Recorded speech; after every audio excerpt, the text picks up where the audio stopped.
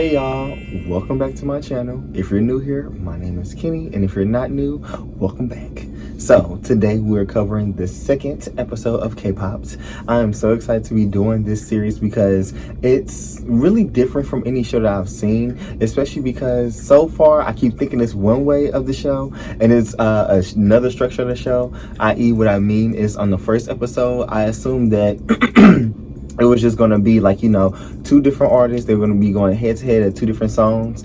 But watching the second episode, I'm seeing that I really don't know what the structure of the song is. I think they're just going as each, artist, because with this episode, it has two artists of the same girl group, which I was aware of. I assumed it was going to be like, two different stages. But on this episode, it's going to be Mel B and Emma. They're going to be doing two different songs, but they're going to be doing the songs together with two different sides of the group ITZY. So that's something that I didn't realize that was going to be going on, because I know there's other groups that are coming on that are like, members of the same group. So I wonder if they're going to do the same thing or they're going to switch it up each episode. I'm really not sure. But enough of me talking. Let's get on with the video.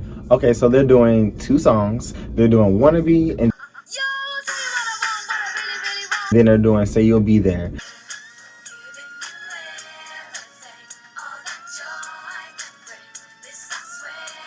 So the girls on Wannabe is going to be Ryujin, Yeji, Chaeyoung, and for Say You'll Be There, it'll be Leah and Yuna. Okay, so after they introduce which girls are going to be on to which songs, after which now the structure that I am used to is like after they introduce the girls, they have like a little hangout, chill out before the rehearsal. So on the hangout with Emma and Mel B and ITZY, they go out, and then Emma and Mel, they're talking about the last time they've been in South Korea. They said they ain't been in Korea since 1997.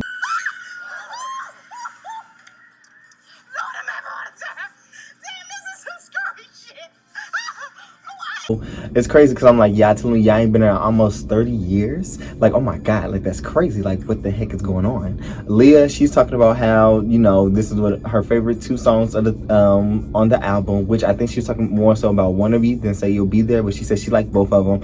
And it's crazy because throughout the whole episode, what you realize is Leah is mainly talking about the girls. Now, I don't know if it's because, which I'm certain that the other girls can speak English, I don't know if as well, but Leah is talking most of the time, and it's not really giving me that, it's not really giving me that she's the one who knows the most English, but it's lucky giving me that she's the biggest fan of them. Like, I'm sure the other girls are big fans of them or fans of them of some sort, but Leah really made it seem like, at least watching the episode, like this was like one of her main groups. Like, she was like really the biggest fan out of ITZY with Spice Girls. So they probably were just like, Leah, just, take control. You know more about this than us. We here just to, support you and, with whatever we finna do with this song.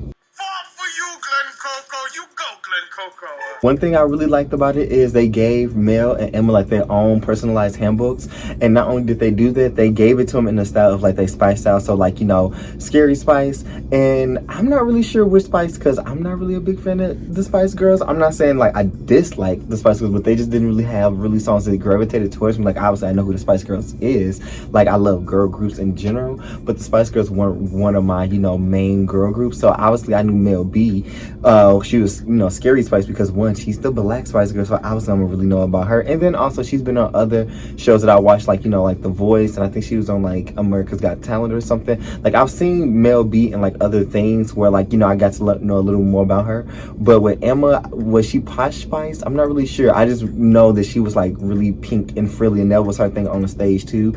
So is she Posh Spice? Oh, is it like a girly Spice?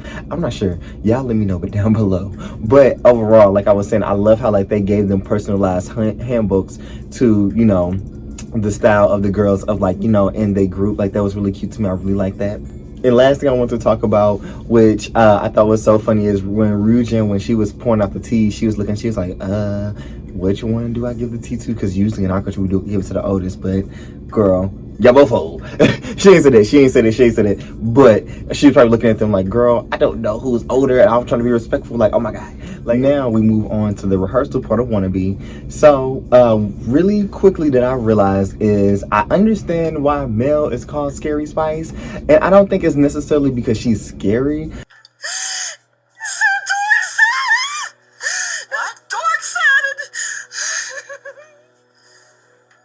But her energy, which, you know, like I said, I've seen her in different TV shows and stuff like that, but I've never seen her in like a rehearsal. And I wonder if this is what played a part, because I know like each Spice was like, you know, it was catered towards their actual name. I mean, their actual like personalities. And so with her energy is very chaotic, and in certain ways, I don't want to say like scary as in like raw, oh it's scary, but it's just like it's chaotic all over the place. Like, oh my goodness, this is like, you know, what to do. And one of the parts, she was like, she couldn't get now this isn't like tied into like her chaotic energy, but that's just me saying when I go, you know, later on down the line. But one of the things that she was doing is she couldn't really get with the part, as in like she kept forgetting the part of the zigga zigga ah, like the way that they was saying it compared to the way that they usually do it. And so Mel just seemed like she really couldn't, you know, catch on to that part. Even on later on down into like the final performance, she kept messing up, and like, you know, they were really worried. And I'm not gonna lie, in my mind, like, yes, I'm not a singer, but I'm a dancer. And so it's like, you know, I understand when like, you know, things get changed up in like different choreographies, and it's like, oh my goodness, I gotta learn something new. But it's like, it's not really that hard, but I know everybody's different. So in my mind, I'm like, this isn't really that big of a part, so why is it so hard to remember? But at the same time, again, she's been performing this song for over 20 something years, so she's probably like, girl, like I'm so used to one way, which is crazy to me. Like, oh, they didn't do any remixes to their songs or anything like that, especially not like, you know, Wannabe. But yeah, that was something that like really stood out to me, because I was like, girl, get with it, get with the time, get K-popped. Not saying she wasn't with it, but it was just like crazy to me that that part out of every part was like the hardest, I guess, for her in that part of the song to like really get with. Now to the performance of Wannabe. So a couple of my thoughts on the performance. I really liked how the voices, they really blended in well with like the chorus part when they were like, you know, singing Wannabe.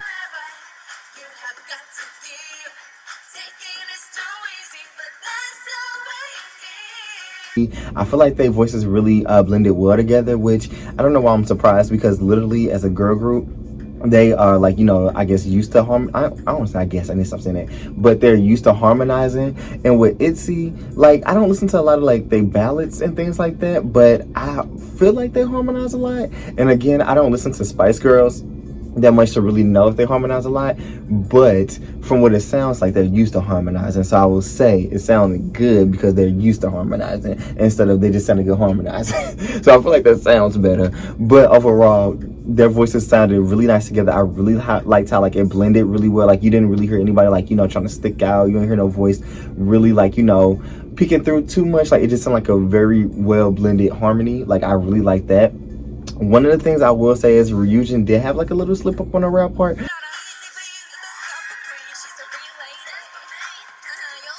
But obviously her being a professional, she was able to, you know, get back up on it, keep smiling, keep doing it. So unless she was like, I was gonna say unless she was really paying attention, but like obviously you could tell that she slipped up. But at the end of the day, it didn't like mess up the whole performance to the point where it was just like, oh my goodness, what's going on? I really liked how like they incorporated each girl outfit into the Spice Girls outfit. I really loved how, like, you know, they incorporated the leopard print and Ryujin's with Mel B. I liked how Emma and Chaeyoung, they had like the pink aesthetic going on, and then Yeji was in the middle where she was kind of like, you know, blended both of the concepts of like, you know, cute, I'm guessing posh Spice, I could be completely wrong, and you know, scary Spice energy into like one outfit. I really like that where it kind of all tied in together, which, you know, going into further, you know, with these shows, I hope that they incorporate the outfits, you know, more together like that with the you know, international artists and the K-Idol.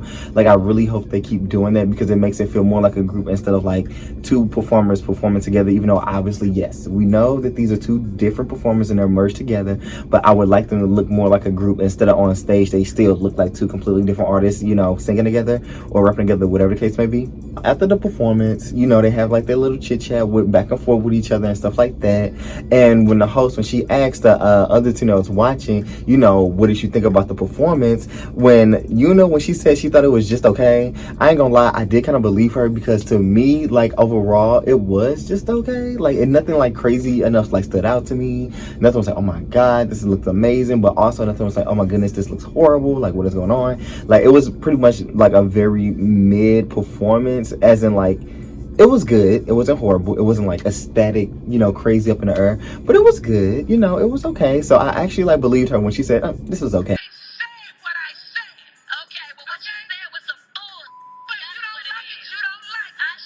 Especially knowing Itzy, like Itzy are like some hardcore performers. So like they come out with some banger performances almost in each and every time they come out, no matter what song it is. So I did believe her when she said it was just okay. After that performance is over, we go back into the rehearsals of Say You'll Be There. And again, Miss Leah, she's talking, and she talks about how they're going in and with Say You'll Be There in a more like, energetic 80s vibe. And I love that, because one of the things I love is the mixing, like, even though both of these songs, not both of the songs, but like the style of 80s and the song is kind of like, older, but I like how like, they're mixing it into like, an 80s vibe, but it's still going to be like a modern twist to it at the same time, because, obviously K-pop.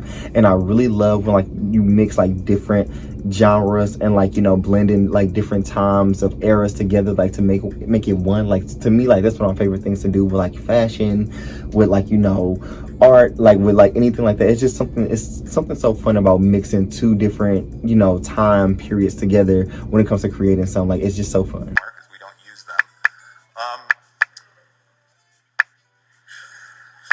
Who just did that? Again, Leah, she's talking most of the time. Even, in this rehearsal, you can tell that she loves the Spice Girls. She's talking about how much, she loves them and things like that. Like, it was just really, apparent that this was Leah's episode.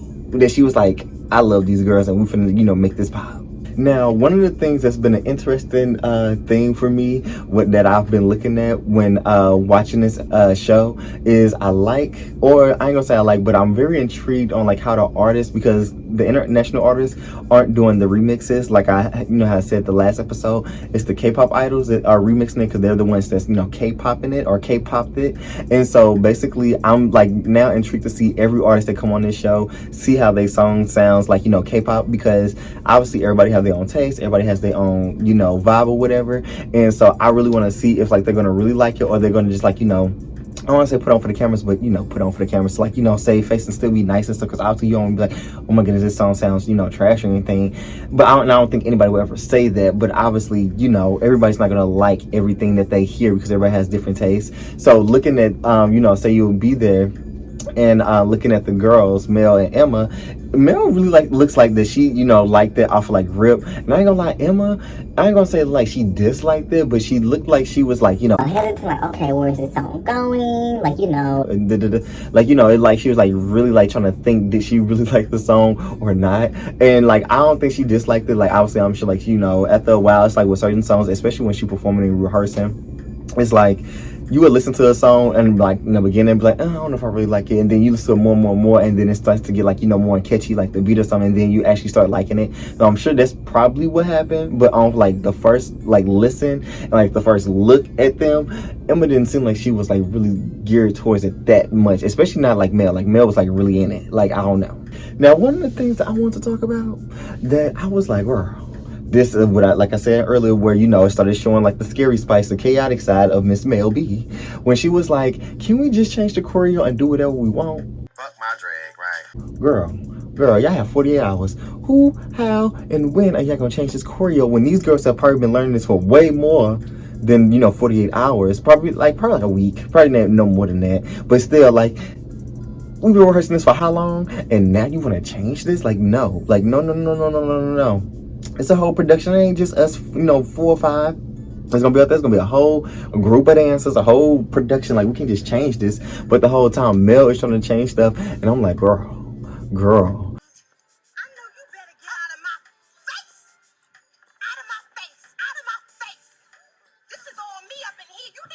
And I'm just like, the girls are being worried. I'm looking worried. I'm like, man, what is going on? And it's like, I wonder if it's because, I don't know if the Spice Girls are really like choreo based. Again, don't really listen to Spice Girls. But what I've seen from them, they don't give me that they're really choreo. They're just like, come on, y'all. Come on, y'all.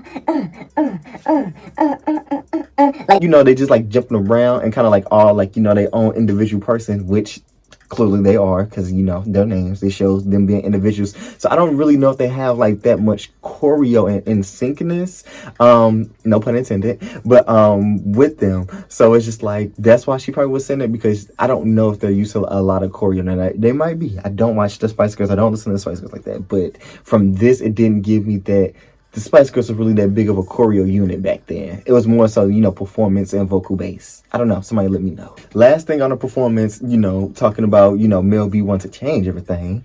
Leah at the end before the performance, Leah told me something, I think it's going to be a good job. I think we're going to do a good job. And looked at her like, girl, You lie! You lie!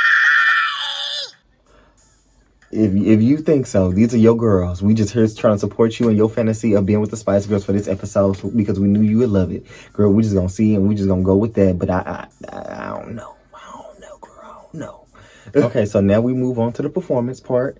And the performance of Say You'll Be There, it starts off with Yuna. And basically, this has nothing to do with the performance at all. But when you see Yuna, when she turned around, because I believe it was Yuna and Leah in the beginning, but with Yuna, when she turns around, immediately she called me a fat bitch. Because when I tell you her waist was so goddamn snatched, I was like, girl, what are you doing to have your waist literally look like this? Like, obviously, now I'm exaggerating, but I feel like I've never seen somebody's waist go in so nice, so good, so clean and lean. Well, I immediately thought about, I need to get back in the gym. And I literally went to the gym earlier today. Like, I was like, clearly I need to get back. Because I was like, this is ridiculous for me. Because I was like, Yuna, she looked good from the back. I ain't gonna lie, that girl looked snatched with no corset, no waist trainer, no nothing, just all skin in a little outfit, and she looked good. I was jealous, I ain't gonna lie. That was the first thing I noticed. The second thing I noticed, I really, really loved Mel B and Emma's outfit. Like, it was so pretty, it was so cute. Like, I love the way that it, the encrusted diamonds on the outfit, on the dresses. That's what it seemed like it was. Like, it was so cute. Like, I really liked it. One of the things I did not like is I didn't like how the girls were not cohesive. Like, in the last performance, the girls were cohesive, and now I'm starting to wonder, did they prepare these outfits before or after the performance? Like, did they talk to the international artists about these outfits? Because I'm not sure. But either way, it's like, I want them to be more cohesive with each other. I want them to look like a full group. And this must be a group performing on stage.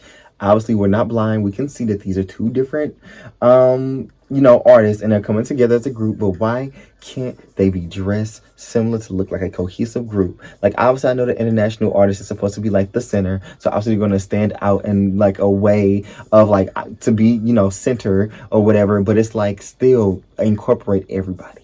Please incorporate and be cohesive with the whole style together. Like, that's the only way for me it's gonna like a full group, because like it just looks like two artists performing together, which is obviously okay, but it's just like, I would like them to be a little bit more cohesive with each other. Like, please, Jesus Christ. So after the performance, once they're talking and stuff like that, and I'm getting my thoughts together, what I'm thinking, overall it was really good. I do feel like the winners of like the episode, it could go either way, because nobody's was like blowing anybody out the water. I don't feel like nobody was like extremely better than the other performance. Like, I feel like they were both kind of like around like the average performing thing. And I don't feel like it's necessarily to do with like the talents of any of the artists. I feel like it's honestly the cohesion of like the artists, and like of how like they gel well together. Like, I feel like that's honestly one of the things I'm going to be like looking at. I'm not even looking at, but that's something that's going to be like, I'm going to obviously be paying attention to, because these are two different artists. Or are they going to look like a group or not like a group, and obviously they only have like 2 days to do stuff like this. But still, like, it's not the premise of it, but it's the premise of they're going against each other. Somebody has to win, somebody has to lose. And in my mind, one of the requirements is, do these artists look like a team or not? So that's just one of the things I know I'm going to always like be looking at and paying attention to, because sometimes it gets me out of the performance if it looks a little too much like two artists instead of like one artist, if that makes sense. I will say, as in like which one I preferred, I did like the song remix itself of like the second song better, Say You'll Be There, and also the choreo part. I like that choreo a little bit better. And I would say, though, the first group seemed a little bit more like an actual team, though. The way that they were dressed, the way that they were, like, on stage, like, it seemed like a more cohesive team. Like, even though if I didn't like I don't say I didn't like the performance, but I didn't, prefer the performance all together, as a package, they look more still like a team, And the winners, it turns out to be Wannabe. They end up winning. Like I said, I feel like it could have went either way. I don't feel like it could have went like, say you be there or Wannabe, who was better.